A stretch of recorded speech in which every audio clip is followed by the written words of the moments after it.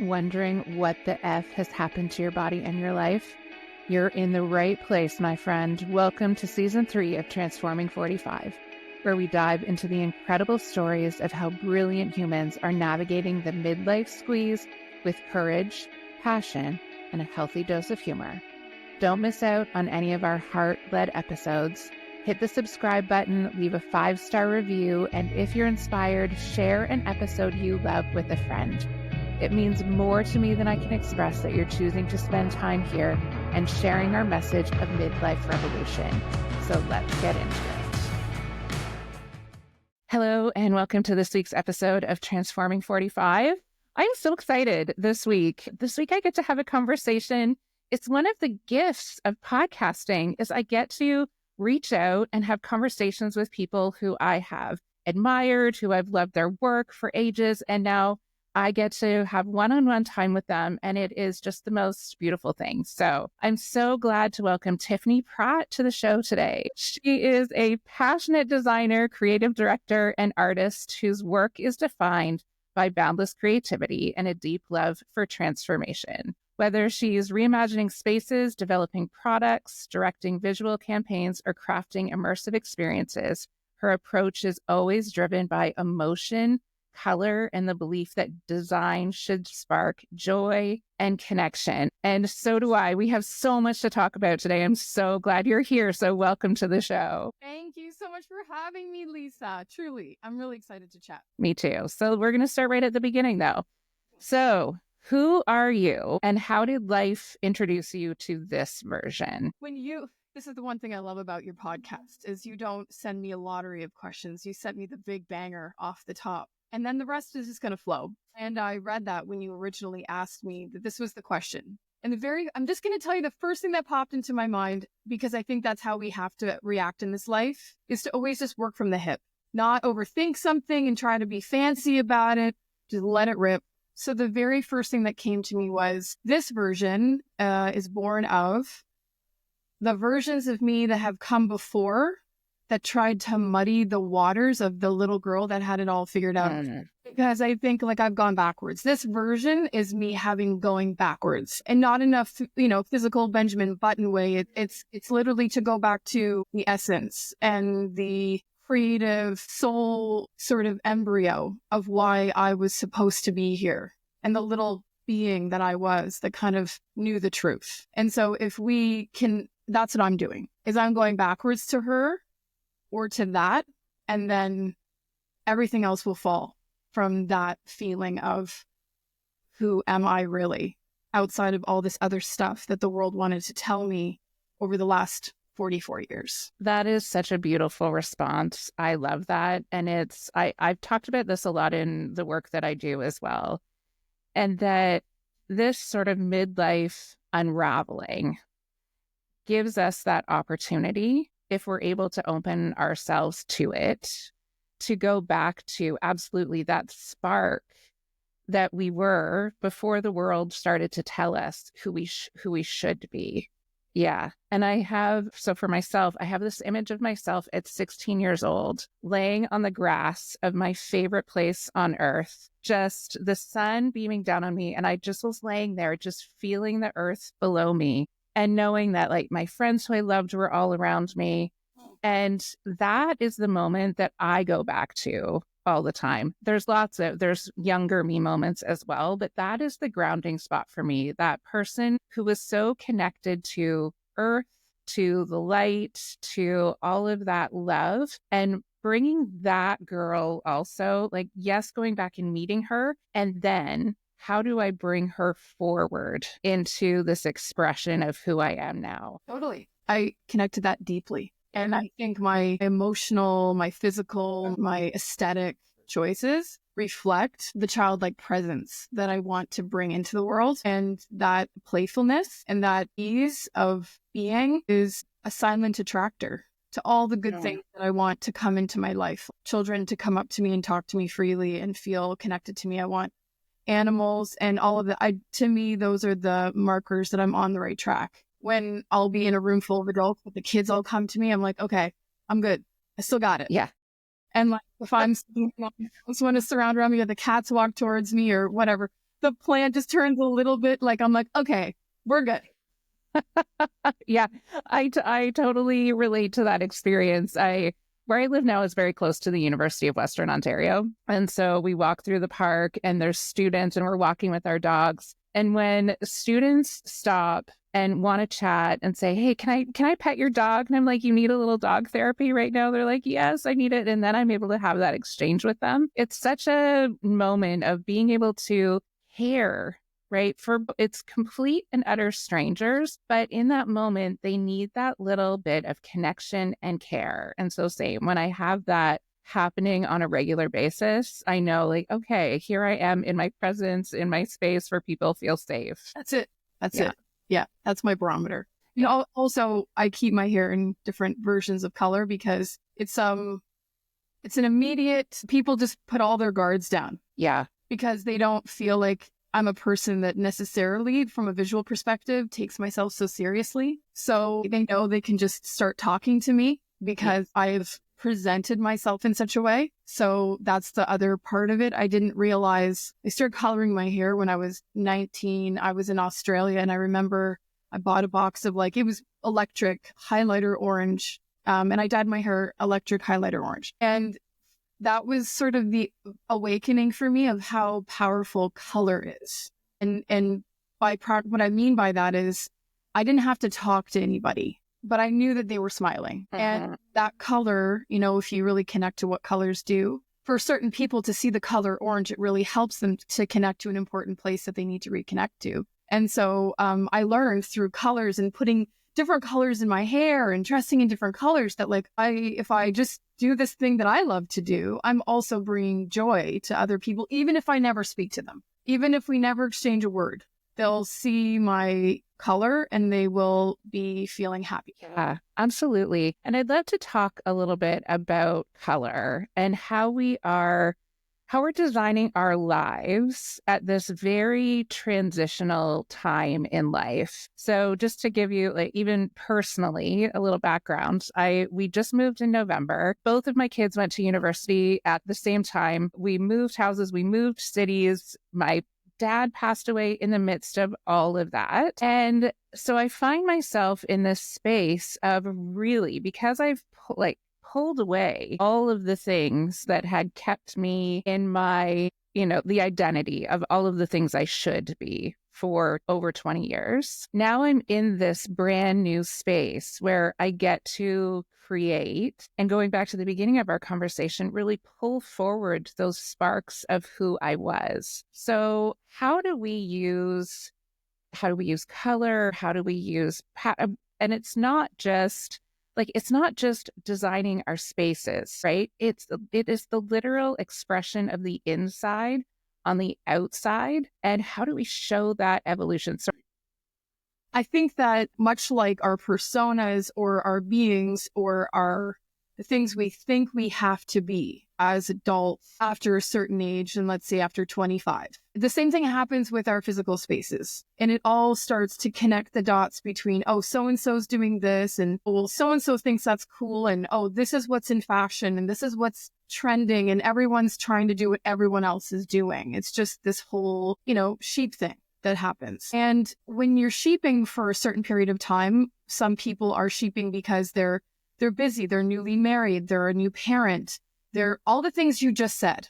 Okay, just put yourself in the position of the physical space sometimes is the first place that falls by the waysides because we are so busy lifing. We're so busy trying to just keep our heads above water. Being a human being on planet Earth in a meat suit is not a fun task sometimes. And I got involved in design sort of by absolute accident, and it was never something I knew I was going to do. But I think what the work is helping people find their way home is what I do. And what I mean by that is it's a bit of a spiritual experience because it doesn't involve trends. It doesn't involve working around things that are available at big box stores, cost a lot of money, or look like anybody else's space. And I've really capitalized on the concept of let's find you in four walls and let's figure out what brings you joy.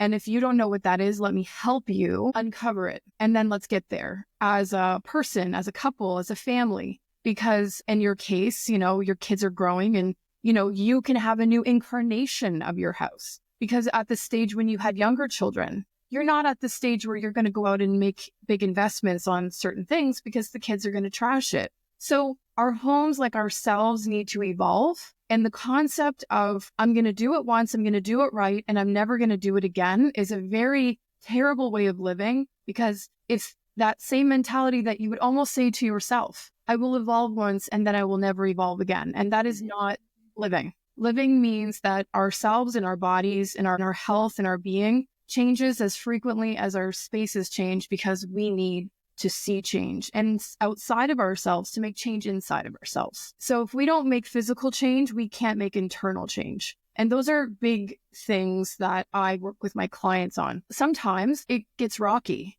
because I'm forcing them to look at things they don't want to look at. I'm forcing them to get rid of things they don't want to get rid of. Change things that they're scared to change. Spend money on something that they wouldn't previously see value in. Make choices that are bolder than they may have ever gone before. And when somebody can trust me and trust the process, then we get to the other side and it's pure joy every time. So what I always say to people is start by creating a collection of visual images. If you're a tactile person, if you're into all that, which I am, get some old magazines, collect it, and start putting things down on paper. Please don't use a physical space and say, I love the way this room looks. You don't want to replicate a room. Show me a font you love. Show me colors you love. Show me a space you've been to that speaks to you. Show me an outfit that makes you happy. What is the car you want to drive?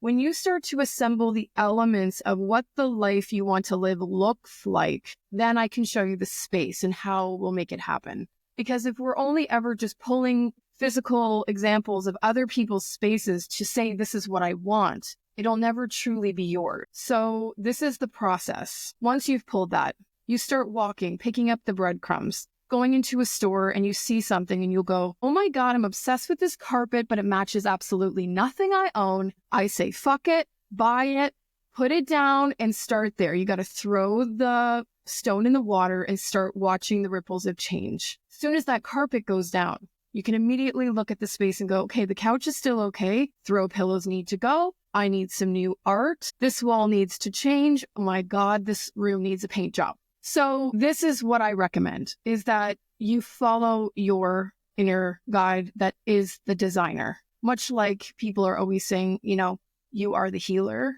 you are also the designer. Because I love to guide people in the process of making creative change. But in the end, I listen and I guide to that person. I'm not designing a space for me. People's spaces don't look like this. People's spaces look like them. When I come home, I camouflage into my space because this is me, but I want someone else to go home and camouflage into their space because that is them. So I would say that's the easiest, Tiffany designed for dummies way of putting it.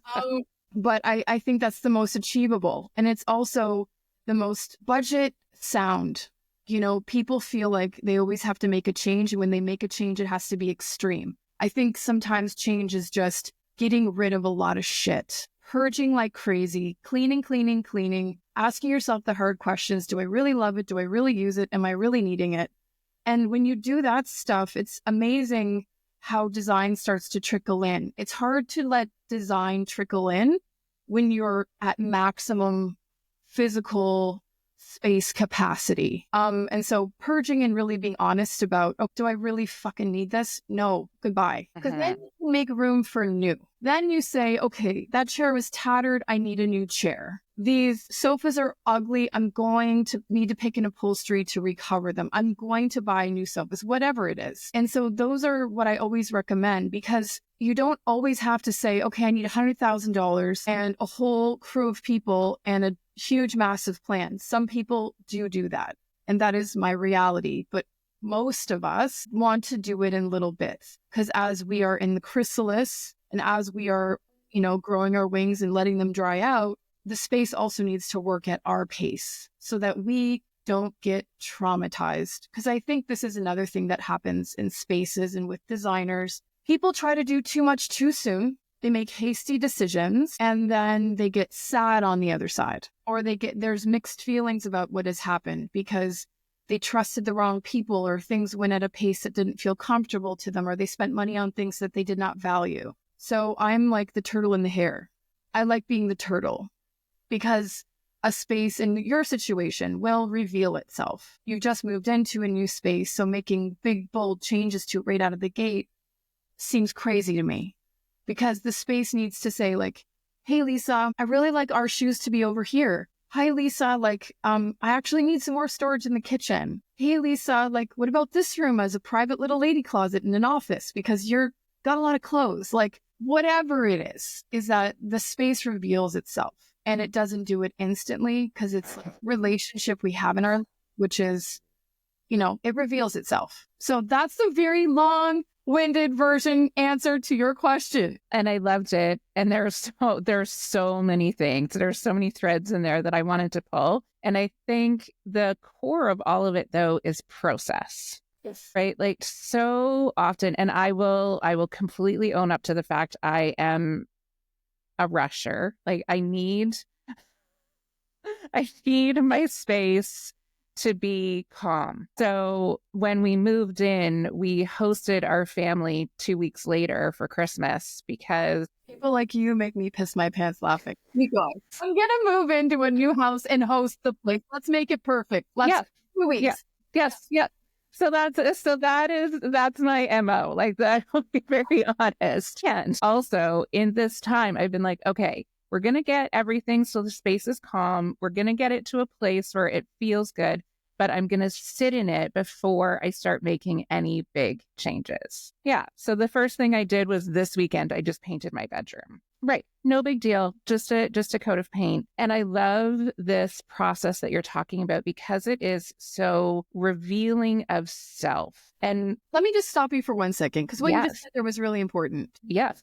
And this is just a really small tidbit to that point. You painted your bedroom. So don't believe that you'll never paint that bedroom again. And trust that that first coat is you throwing the stone. But in this place that I've lived in currently that you're seeing, I've painted this place 5 times. I've wallpapered walls. I've taken wallpaper down. I've redone wallpaper. I can't tell you how many faces this room has been. So I just want to say, to your point, even if you paint the whole place white, it's a beautiful way to just give yourself a tabula rasa to begin. And it's not that the place will be white forever. Keep going. Yes.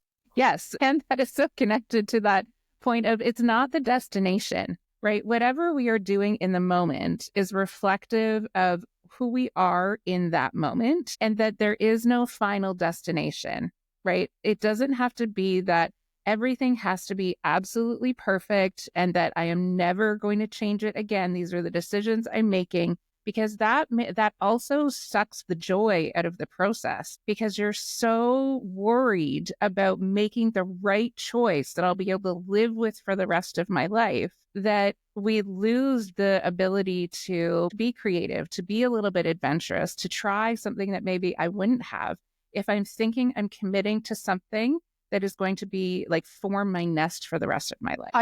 To that end, I always love telling people to set up a room or a corner or a space like it's a vignette for a photo shoot, or it's a set for a movie. Because if you think of it that way, when the bell rings, the set has to be torn down and you have to go to the next set. But I use this analogy because often when people are, let's say, trying things on, like a certain color they're trying on in their space because they've never done it before, or a certain pattern because it's so much bolder than they've ever done. I say, buy a roll, tape it to the wall, drop that shit down, don't paste it, lean your chair against it, put a little table beside it, grab some flowers, get a beautiful lamp, and live like that. And make a little vignette in the corner and look at your place as an ever-evolving stage that, you just move in 2 weeks, in-laws are coming, everyone's showing up. It's a set. And then you could tear it all down in 2 weeks and Christmas is over and you're going to build a new set. Yeah. Well, if you looked at it like that, then we're not so committed. Yes. Yeah. I love that. And as humans are so we're hardwired for this idea of permanence. And yet the strange earth experiment that we're in is just constant change. So we're in this sort of fight with ourselves around, I need permanence, I need stability, and everything is changing all the time. Right?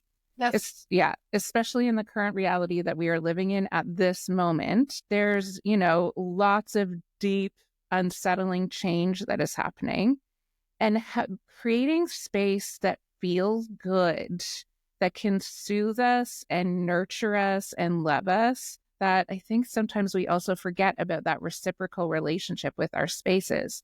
Our spaces have an energy, a personality of their own, and being able to speak to them and welcome them and know that this is a reciprocal relationship, right? We are here to love each other.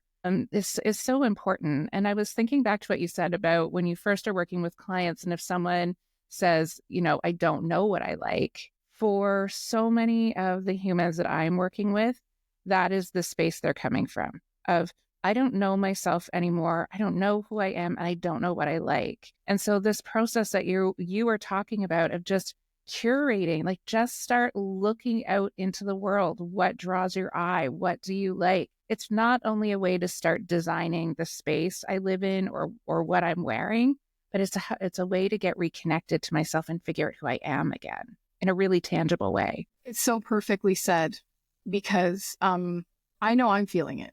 I'm 45 in a few months, and I am very connected yet very disconnected to the girl that I was for the last decade and a half. I know where she started and why she started, and I understand all of it.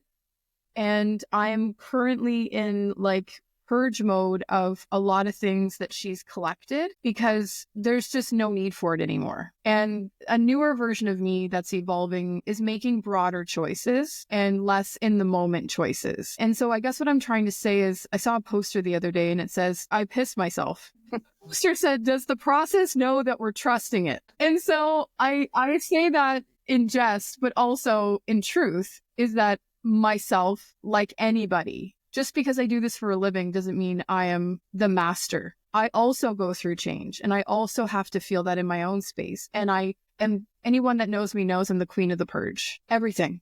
I cannot tell you how much stuff I've given away in my lifetime, because I love gifting.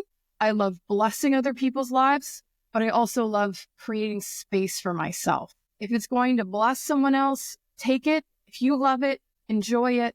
I'd rather sit in an empty room than I would sit on something that doesn't make me feel full. So as we're hitting midlife, humans, women specifically, that are going through huge hormonal changes, reconnecting to the stuff that makes us happy feels like an uphill battle sometimes, because there is such a void. Because the void is trying to connect. There's a moving piece between who we were and who we're becoming, and we're trying to make this connection. So in this connection, which is the void, there has to be grace given to ourselves that maybe we don't know. And maybe we're not here yet, but we know we don't want to go backwards. So it's the decisions that are made in spirit of not going backwards. And so that's all I say to myself all the time is what is in spirit of me not staying stuck in old habits, old ways, and old cycles that I don't want to bring into this new place? And those are great questions we can ask ourselves, because earlier part of my career, I was in fashion, and we also connect a lot of emotion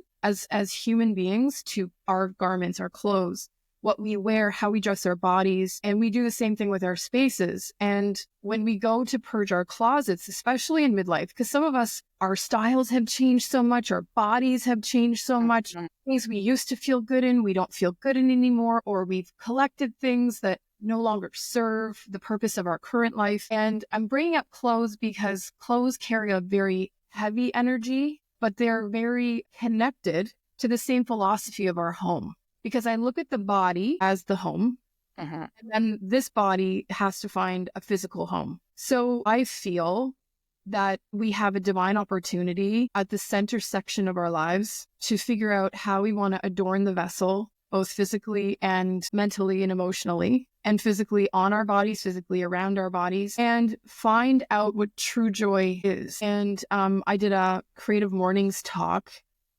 15 years ago now, I don't even know. And the talk was on color. And do you know Creative Mornings? Have you heard of it? I have not. So they pick a topic around the world, and they pick a person on this topic to talk about in all the major cities of the world. And then each person compares notes. The point of the story is I got up on the stage. It was my first public talk. I had all these notes about color. And then I stood up there and I kind of read the room. Like I looked around and the place was packed and I was kind of shitting myself. And then I was reading the room and I thought, are any of these people going to give a flying about color? And I started to talk about joy instead. And I started to talk about following your inner instincts instead. And I literally threw my notes down within 5 minutes of the thing. And I said, guys, I'm just going to shoot from the hip here because I feel like this is what you really want to know. And the reason I'm referencing this talk, which I haven't thought about for a long time, was that at one point in the talk, I was talking about how we are having bad days and we lose our creative spirit and we don't remember where to get it. And we can't remember what brings us joy. So then I said, sometimes I just catch myself in the car and I start yelling out and rattling out all the shit that makes me happy. Just to yell it. I'm like, wiener dogs, chocolate, fresh air, cold water, sweet ocean. Like, because we have to break the chain between this like thinking mind that's trying to have it all figured out in our hearts that truly know how we feel and what we want. And we can yell out the things out loud that are in our hearts, then we can start walking towards the joy. I felt that. I felt that directly in my heart. And it's because we need to do physical things, right? The vibration of saying the things that we love out loud actually like reverberates in our bodies, right? And in this collective time we're living in, we need joy more than ever. There's such a draw to the fear. And I'm not saying that we ignore what's happening in the world. The opposite, actually. We know what is happening in the world and we show up joyfully. Yeah, because that is what shifts the vibration, right? So that we are actually able to feel that joy again. And so there's that collective reality that's happening. And then in the physical transformation that's happening in our bodies, it is, so for those of us who are experiencing perimenopause, menopause, the shift is as extreme as it was during puberty. So when you think about all of the identity shifts you went through at that time in your life, it was the same, right? We were going from like, I was a little kid. I don't feel like that little kid anymore. So I need to change the way my space looks. Like what I'm wearing is going to be different. It is that foundational of a shift. And so giving ourselves some really like physical, tangible ways of reconnecting and connecting to the new version of myself that's a really powerful, and I love it. And it made me think of, last night when we were out for our walk, there was this car. So we are in Canada, you and I both. And I love this time of year because yesterday was that day, all Canadians know it, where you step outside for the first time and it's like, oh my God, people live here. There's people outside walking around, feeling the sun on our faces. People are looking at each other in the eye and be like, yeah, I see you. And this car drove past with the windows turned down and music cranking out. And I just was like, yes, yes. These are those moments that are so important that reconnect us to ourselves, to each other, and that bring us this like beautiful spark of joy. Well, we were talking before this call started to record about today. And today in Canada felt like that day where you realize you made it because the birds are back out and the sun is shining and the air is not frigid and people are emerging. It's a second day of emergence and the clocks change. Like a little tiny tweaks are changing where you feel a shift, and going through the 4 seasons in midlife is a very interesting experience. And as the world is having a winter, we too are having an inner winter. So seasons are signals that it's time to change. And it's also sort of a collective change because it's not only happening for us individually, but it's happening for everyone. And, yes, there's always going to be something sad to be sad about. There's always going to be something on the news that's going to bring you down. There's always going to be something. I'm a firm believer in that, but I also believe that if you let whatever that something is constantly penetrate your force field, then you will never live your life. You are living the world's life, and the narrative world wants you to live and how they want you to live it and the demands on how they want you to do it. But if you can observe and take what applies to you and leave the rest, then the joy can come forward because you're leaving room for yourself to have your own point of view. And I think that that's part of it is, I think I want to use the word space, is that as much as I love when people create physical space in their homes, is as much as I believe it's important for us as human beings to create space in ourselves, because we don't have to have it all filled up and figured out. Space is where light can flood in and shed on the things we would have never looked at had we have not given it space. Yeah, absolutely. I really like that visualization, right? Of being able to even just imagine, like right now I'm holding my solar plexus region because that generally is where I hold all my shit. So just even... Yellow in your life. Pardon? Hence the yellow. Oh, yeah. Yes, it's true. Yep, little hits of yellow all over my house. And just being able to imagine that space, right? Opening up, letting it actually be space and not thinking about what I need to fill it up with again, and just letting the vastness of that emptiness, just let it be. Just like sitting in my house and not trying to fix it, or not even fix it, but just change it all at one time. Just let the space be. I don't know if people believe in the chakra system. I do. I believe it's a thing. I have a light plug here is I have a color meditation series that I launched called Quietly Colorful. And it's the emergence of words, feelings, emotions, and sounds that all converge on the same color. And they're 10 minutes apart. I mean, a piece. But I think the reason I'm bringing it up is because we're all making unconscious connections to color all the time. And people don't realize when they really want to be around a certain color, what they're healing within themselves. And so when when I was talking and it hit you right in the solar plexus, you knew, this is where this is where I want to be. This is where I'm doing work. And solar plexus is all about, how you present in the world, making your dreams come to life, bringing that vision of who you are out into the world. And that's in the center, and that's in the chakra system, the color yellow. So as soon as you said my solar plexus, and I look behind you and I see there's a yellow thing there and there's a yellow thing there, even if you're not consciously aware of it, you're making connections with color to visually look at something to heal that part of yourself. So when you're asking me, how people pick colors and how we work on our spaces and how we can really form a healing space, is I think it's important that people work off the hip. What do you immediately get drawn to? And don't even think of why. If you like this purple vase and you're like, but purple's so ugly, I don't like purple. Fuck it. Get the purple vase, put the purple vase in your house and watch it bring you joy and watch it heal a part of you that you didn't think you needed. Because sometimes it's a transient object or a transient color or a transient energy. But if we constantly are putting things in and out of our bodies and in our minds, like this little yellow pot behind you, will you have that yellow pot forever? Probably not. But right now, that yellow pot is doing its work. So if we're always thinking like that, then we're not so connected to forever, and we're more connected to right now, which is where the healing is.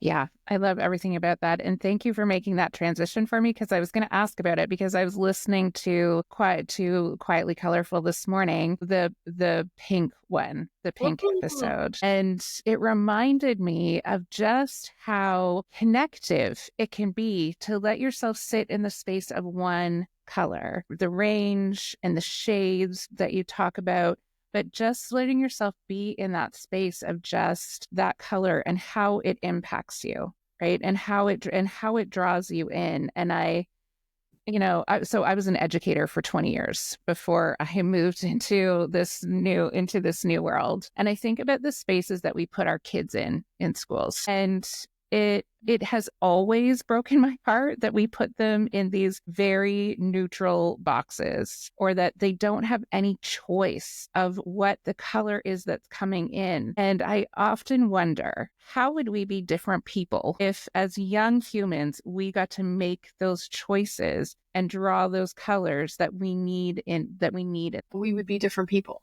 We'd be different people. We share a little bit of a likeness there. It wasn't for a long time, but for 5 years of my life, I was an art facilitator. I had my own art studio for kids and adults. And it was sort of like a left turn that I made, but a pivotal turn. And this is where the emergence of, I feel like, my younger self really came through, because as a little creative, my mom was great. She did the best she could. She didn't squash my creativity, but she also just didn't even know what to do with it. I mean, like all parents, sometimes you just don't even know what to do and where to go for your kids. My mom would be paint on my bedroom walls and use her sewing machine and mess with stuff. And I had the art room. But what I have come to realize as I got older was the arts programs in schools were just becoming less and less and less. Children's interactions with any type of material or for any duration of time became more limited, more limited, more limited. And so I kind of used my art studio as a form of a healing center for me, but it was also a healing center for, I would say, like awake parents and kids who really felt like there was a need that they needed to fill. And I created a space that I know my little self would have died to attend and be a part of because that's what she needed. So often, like in the fast pace of life, being a parent, you're a parent. I'm not a parent. I can't speak about it. I've only hung out with kids. I've never had to come home with them. It's a very different circumstance. And teaching them and parenting them is very different.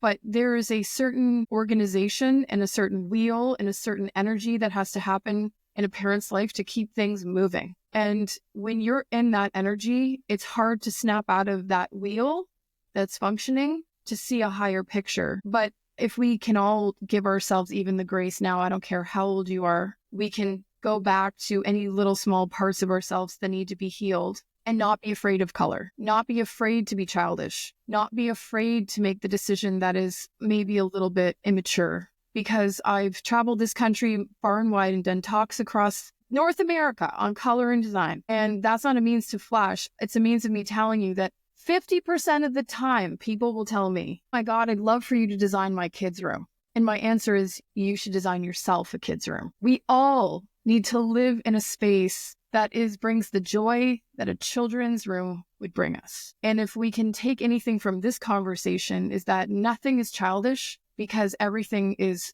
joyful. And if we think it's childish, that's an us problem that we need to excavate, because why do we have to be so serious? Yes. Yeah, totally.